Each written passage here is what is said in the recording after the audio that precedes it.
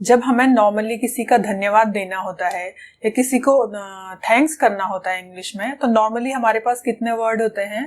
Thanks, thank you very much. इसके अलावा ज्यादातर होते नहीं है, मतलब यही चीजें हम बार बार रिपीट करते जाते हैं।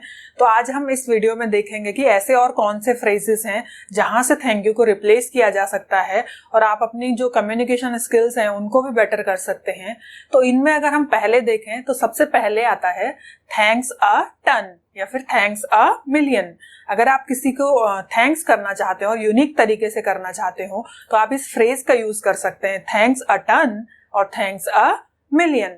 ठीक है, इसमें जो दूसरा फ्रेज है वो आ जाता है you are an angel. You are an angel यानी कि किसी ने आपकी बहुत हेल्प की या फिर ऐसा कुछ काम किया जो आप अकेले नहीं कर सकते थे, तो वहां पे आप उसको क्या बोल सकते हैं? यू आर एन एंजल, यानी कि तुमने मेरे लिए कैसा काम किया है? एंजल वाला काम किया है। तो इस तरह से धन्यवाद दे सकते हैं। तीसरा फ्रेज हो सकता है या तीसरा तरीका हो सकता है please accept my best thanks. Please accept my best thanks. ये नॉर्मली फॉर्मल जगहों पे यूज होता है, ऑफिस में, कॉलेज में, स्कूल में, यहाँ पे यूज होता है। यानी कि जहां पे भी जो फॉर्मल इंस्टीट्यूशन होंगे वहां पे क्या यूज होगा? Please accept my best thanks. ठीक है, इसके बाद फोर्थ वन है I am in your debt. Fourth one क्या है? I am in your debt. Debt का मतलब क्या होता है? कर्जदार। मतलब किसी ने आपके लिए इतना कुछ किया है कि आपको लगता है कि आप उसके कर्जदार हो गए हैं, तो वहां पे क्या आएगा? I am in your date.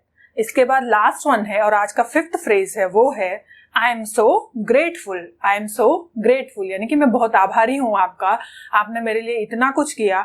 तो क्या आ गया? I am so grateful. तो आज हमने देखे 5 अलग अलग फ्रेजेस जहां पे हम थैंक यू को रिप्लेस कर सकते हैं यूनिक तरीके से, और सामने वाले को जिसका हम थैंक्स देना चाहते हैं या शुक्रिया अदा करना चाहते हैं उसको भी स्पेशल फील हो। तो रोज रोज की वही बोरिंग चीज थैंक यू और थैंक्स को रिप्लेस करें इन फ्रेजेस से, और अपना फेवरेट जरूर बताएं कमेंट बॉक्स में।